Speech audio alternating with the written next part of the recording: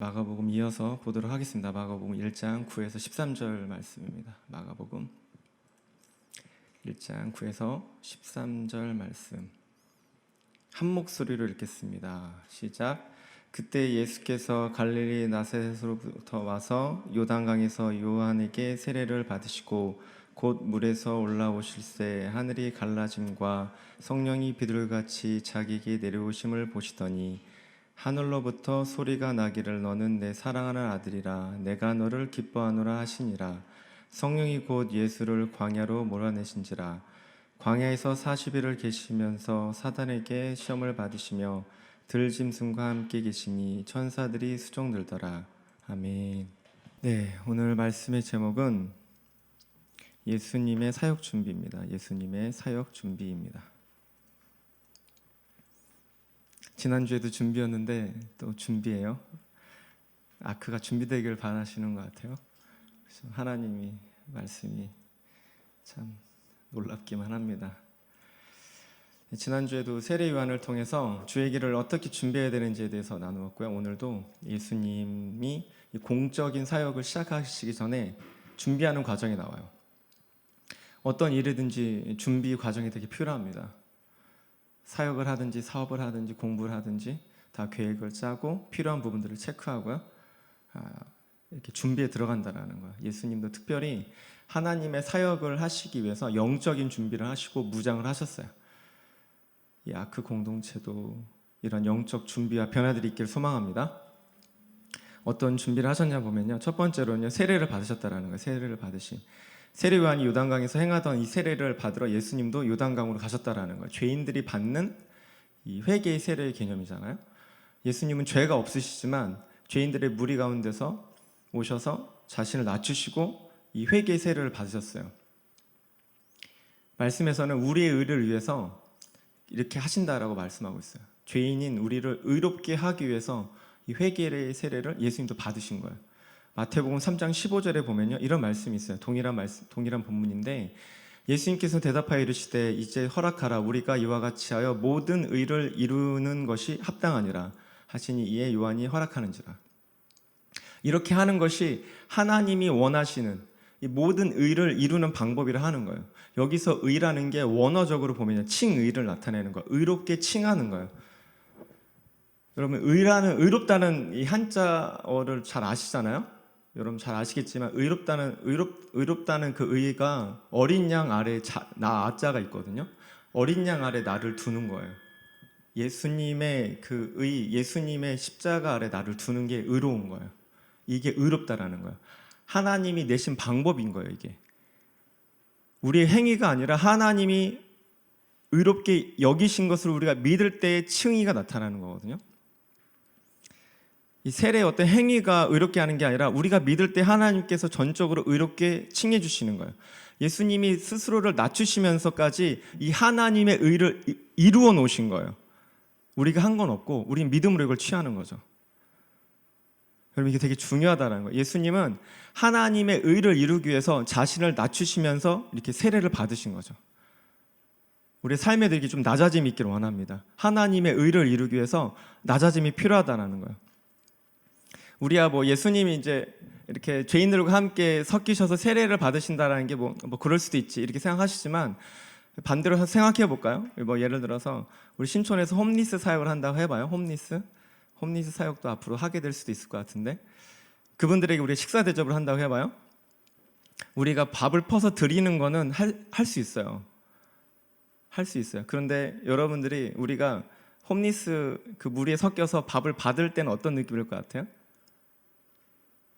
이런 느낌이라는 거예요. 불편할 수 있다라는 거예요. 남의 시선이 있다라는 거예요. 난 홈리스가 아닌데 내가 왜 홈리스랑 같이 밥을 먹지? 이런 약간 불편함이 있을 수 있다라는 거예요. 여러분 예수님은 죄가 없으신 분이세요. 죄인이 받는 세례를 받을 필요가 없는 거예요. 근데 하나님이 이것을 통해서 의를 이루시겠다 하시니까 자기를 낮추신 거거든요. 하나님의 의를 이루는 방법이 우리를 낮춰야 된다는 거예요. 어린 양 아래 우리를 둘 때 그게 가능하다는 거예요. 이런 준비가 되길 원합니다. 낮아진다는 거 쉽지 않습니다. 여러분. 우리 낮아짐이 있기를 원하고 예수님처럼 이렇게 좀 낮아져서 세례를 받을 때에 이런 영적 변화들이 일어나는데 이런 영적 변화들이 우리 예배 가운데 아커들 가운데 임하기 원합니다. 그리고 큰 두 번째로 보면 영적인 변화예요. 예수님이 이렇게 세례를 받으시고 나서 변화들이 나타나는데 작은 첫 번째로는 하늘이 갈라졌다라는 거예요. 누가복음에서는 예수님께서 세례를 받으시고 기도하실 때에 세례를 받고 나서 기도하실 때에 하늘이 열렸다는 표현을 쓰고 있어요. 우리가 기도할 때 하늘이 갈라지는 거예요. 예수님께서 본격적인 사역을 시작하시기 전에 사인 중에 하나가 뭐예요? 하늘이 갈라졌다라는 거예요. 우리가 찬양할 때, 우리가 예배할 때, 기도할 때 하나님과 교통하신 만남이 있기를 원해요. 그 사인 중에 하나가 하늘이 열리는 거예요. 이게 되게 중요해요. 우리 신앙에 있어서 하늘의 것이 이 땅에 내려와야 된다는 거죠. 하늘이 열리는 역사가 나타나기 원합니다. 사도행전 10장 11절에 보면요, 하늘이 열리며 한 그릇이 내려오는 것을 보니 큰 보자기 같고 내 귀를 메어 땅에 들이웠더라. 여기서도 보면 하늘이 열렸다는 표현을 쓰고 있어요. 베드로가 기도하고 시장에서 먹고자 할 때, 배고파가지고 먹고자 할 때 하늘이 열리면서 큰 보자기가 내려왔다라는 거예요. 이를 통해서 새로운 역사가, 새로운 사역이 열렸다라는 거예요. 그럼 새로운 사역은 그냥 우리가 새롭게 시작한다고 해서 되는 게 아니에요. 우리가 아커를 새롭게 시작하자 해서 되는 게 아니라 하늘이 열려야 되는 거예요. 사실은 하나님 입장에서는 하나님의 역사를 하나님이 친히 이루어셔야 되거든요. 우리는 이렇게 예배 드릴 수 있지만 예배 드리는 걸 끝나면 안 된다는 거예요. 하나님 입장에서 하늘을 열어주시는 역사가 같이 수반돼야 된다는 거죠. 이걸 사모하셔야 된다는 거예요. 사람이 그냥 모였다고 해서 하늘이 열리는 게 아니에요. 이 코로나 때문에 우리가 20명밖에 예배를 못 드린다고 해서 하늘이 못 열리는 것도 아니에요. 사실은 우리가 예배 드릴 때마다 하늘이 열린다면 주님의 뜻이 이 땅의 아크를 통해 풀어진다는 사인이 되는 거예요. 이걸 사모하길 원합니다. 우리가 이것을 사모하며 간절히 기도할 필요가 있다는 거예요.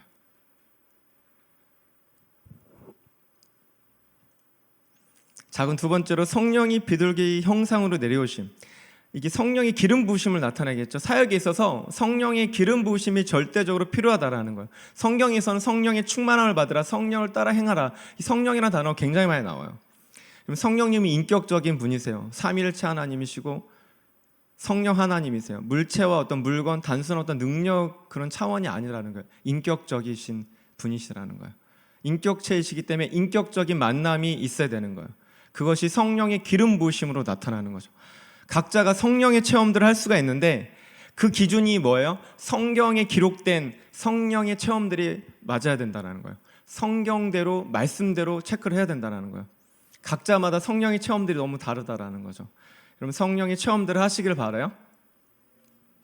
예배 드릴 때마다 성령의 체험, 성령의 기름 부으심을 경험했으면 좋겠어요. 유튜브 앞에 있어도 성령의 충만함과 성령의 체험이 풀어지기를 원합니다.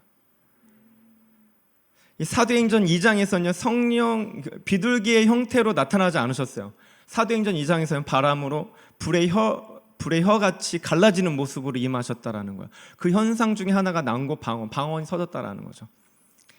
어떤 데선 소멸하는 불로 임하시고요, 사도행전 8장에서 성령을 받았다는 표현을 해요. 성령을 충만하게 채워주기도 하시고 내리기도 하시고 기름 붓다 하기도 하신다라는 거예요. 성령에 대한 표현들이 되게 많이 나와요. 성경에선. 이 성경에 나온 대로 성령 체험이 일어나길 축복합니다. 누가복음 4장 18절 말씀 한번 읽어볼게요. 같이 한 목소리 읽겠습니다. 시작.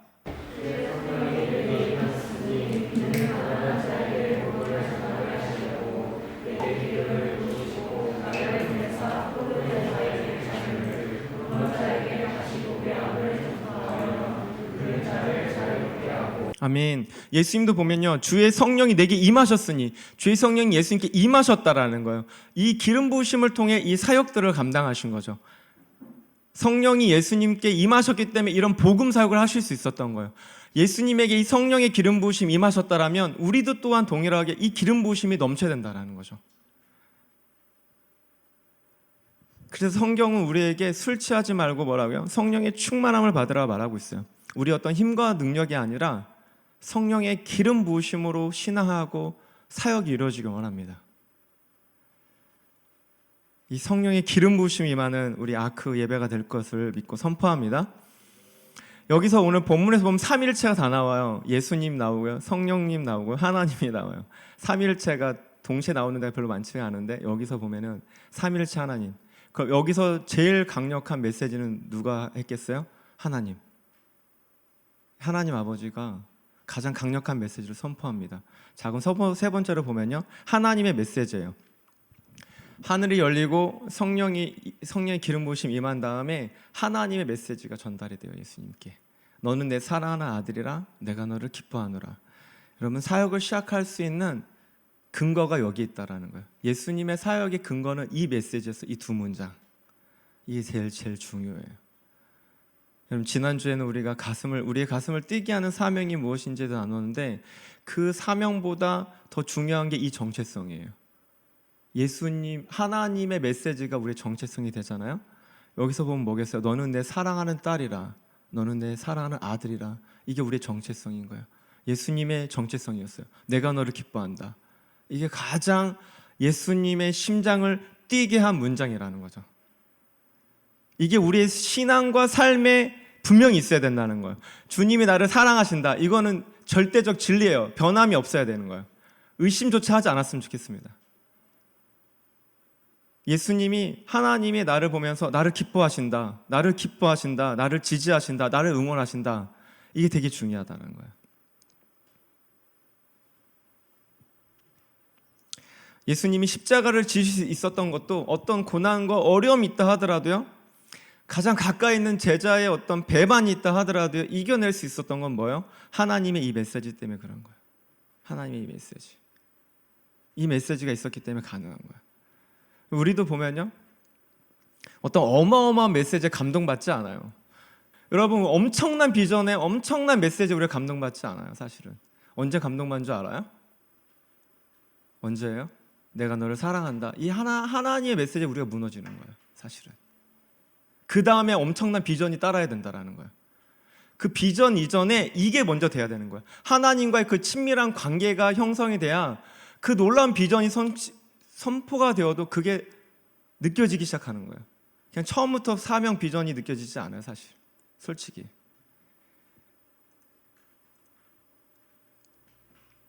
주님이 나를 사랑하신다, 내가 너를 사랑한다, 내가 너를 지명하여 불렀나니 넌 내 것이라, 뭐 이런 메시지 있잖아요. 거의 이거예요. 거의 수련회 가서 여러분들 엄청난 메시지 들을 것 같아요. 기도 시간에 엄청난 하나님의 음성이 들릴 것 같아요. 이 메시지예요. 내가 너를 사랑한다, 내가 너와 함께했다. 그럼 회개가 터지는 거야. 은혜가 터지는 거예요. 그때. 다른 걸로 막 엄청난 내가 너를 위해 열방을 준비했다, 열방을 내가 너를 보내겠다, 이걸로 막 은혜 받고 그러지 않아요. 별로 보통. 이런 하나님의 성품이 담겨진 메시지가 우리의 마음을 녹아내리게 한다라는 거죠. 예수님이 이 공생의 사역을 시작하실 수 있었던 것도 이 메시지 때문에 그런 거예요.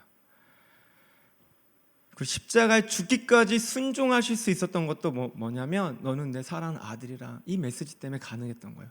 왜? 하나님을 아시기 때문에. 앞으로 아크를 통해 여러 사역들이 일어날 것 같아요. 제가 봐도 하나님의 비전과 뜻이 있기 때문에 그런 사역들보다 어떤 제자 훈련 프로그램보다요, 이 메시지가 매 예배 때마다 우리에게 들려야 된다는 거예요. 이게 먼저 돼야 돼. 이게 하나님과의 관계성, 이 자녀된 정체성이 강력한 힘이라는 거예요. 우리의 뿌리가 되고 근원이 되고 근본이 되고 우리에게 힘을 줘요. 이런 강력한 영적 변화는요, 이런 하나님의 메시지로 바뀌어지는 거예요. 세상의 소리로 만들어졌던 우리 안에 있는 어떤 이런 이론들 있잖아요. 세상의 소리와 이론들, 이런 것들이 무너지고 하나님의 자녀된 정체성으로 무장되어지는 게 가장 강력하다라는 거죠. 이런 메시지가 우리의 삶과 신앙에 풀어지길 원합니다. 그리고 세 번째로는 광야 시험이에요. 광야 시험. 광야 시험으로 실제적인 사역을 준비하셨는데, 실제 사역을 시작하기 바로 마지막 전 단계가 이 광야 시험에서요. 사탄에게 시험을 받게 하셨어요. 하나님이. 이 시험이라는 단어가 페이라조예요. 유혹이에요. 유혹. 마귀의 유혹을 이라고 표현되어 있는데, 그렇지만 성경 이 본문에서는요, 성령께서 몰아내셨다라고 표현하고 있어요. 성령께서 이끄셨다라는 거예요.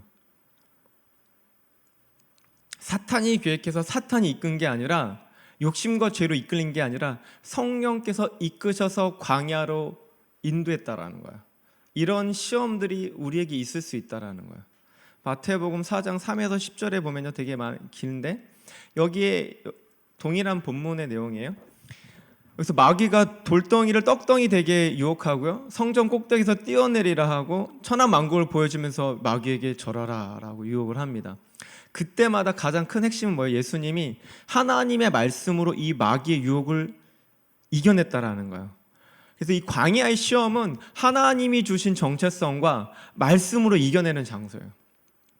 어떤 것도 의지할 수 없는, 오직 하나님의 말씀으로만 이겨낼 수 있는 장소가 광야예요. 사실 우리가 의지할 게 너무 많아요. 우리의 삶을 살아가면서 의지할 게 너무 많죠. 의지할 게 너무 많기 때문에 기도하지 않아요, 우리 크리스찬들. 여러분, 한 주 동안 기도하셨나요? 기도하지 않아도 살만하기 때문에 의지할 게 너무 많다라는 거예요. 이 교회란 이런 공간이 있고, 재정 후원이 있고, 나의 어떤 신앙의 경험이 있고요, 나의 물질이 있고, 시간이 있고, 내 능력이 있어요. 나의 가족이 있고, 친구들이 있고, 다 의지의 대상이 되는 거예요. 지금은 의지할 게 너무 많은 게 문제라는 거예요. 여러분, 제가 볼 때 아크가 성장하고 변화되려면요, 하나님 의지하는 것밖에 없어요. 여러분, 이 장소 없으면 아크 예배 안 드리실 거예요? 여러분, 신청거리에서 예배 드리실 마음 있으세요? 그런 마음이 좀 되셔야 돼요. 가끔은 교회가 폭파돼도 괜찮은 거야, 사실은. 공동체가 폭파돼도 괜찮은 거야. 왜? 하나님을 더 의지하게 되니까. 하나님을 더 의지할 수 있는 게 더 필요한 시대가 된 거예요. 내가 의지하는 게 있다라면 하나님보다 그걸 여러분 내려놓으셔야 된다라는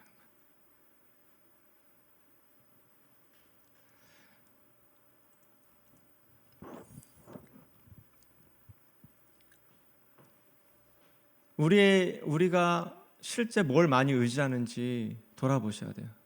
여러분, 유튜브에 막 떠돌아다니는 막 수많은 설교들 의지하시면 안 돼요. 수많은 메시지들, 세상의 메시지들 의지하시면 안 돼요. 하나님을 의지하는 훈련을 먼저 하셔야 된다는 거예요. 그게 가장 중요해요. 내가 지금 뭘 많이 의지하는지, 이걸 정말 많이 돌아보셔야 된다는 거죠. 사탄의 유혹이 와도 하나님의 말씀을 의지하는 훈련이 돼 있어야 된다는 거예요. 여러분, 이런 유혹이 우리한테 찾아오면 어떻게 되겠어요? 다 나가 떨어지는 거예요. 다 나가 떨어져. 나의 가장 연약한 위크 포인트로 사탄이 나를 유혹한다면 어떻게 하실 것 같아요?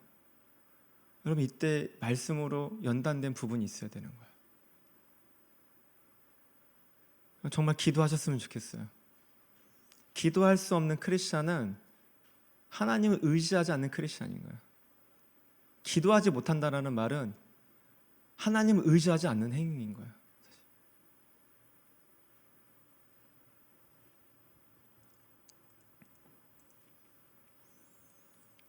가끔은 좀 이렇게 광야로 가야 돼. 이 장소에서 좀 떠나서 좀 힘든 데서 예배를 한번 드려야지 우리가 신앙이 좀 순결해지고 정결해져요. 그렇지 않아요? 우리 예배 때 한번 그냥 갑자기 신촌 거리에서 볼까? 이러면 나오셔야 돼요. 아멘. 그럴 일은 없을 테니까 걱정하지 마시고 하나님을 정말 의지하는 훈련을 우리가 삶 속에서 해야 된다. 이게 신앙이에요. 이게 기도고. 우리 사실 조금만 아프면은 그냥 바로 약 먹잖아요. 기도해 본 적 있어요? 우리가 뭔가 문제만 생기면 누굴 찾아가요? 기도하세요? 하나님 의지하세요?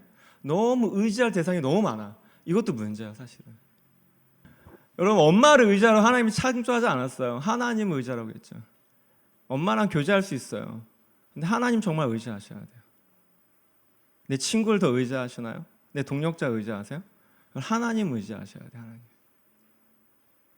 그 주변에 있는 사람들은 하나님의 축복의 통로이지 하나님은 아니에요.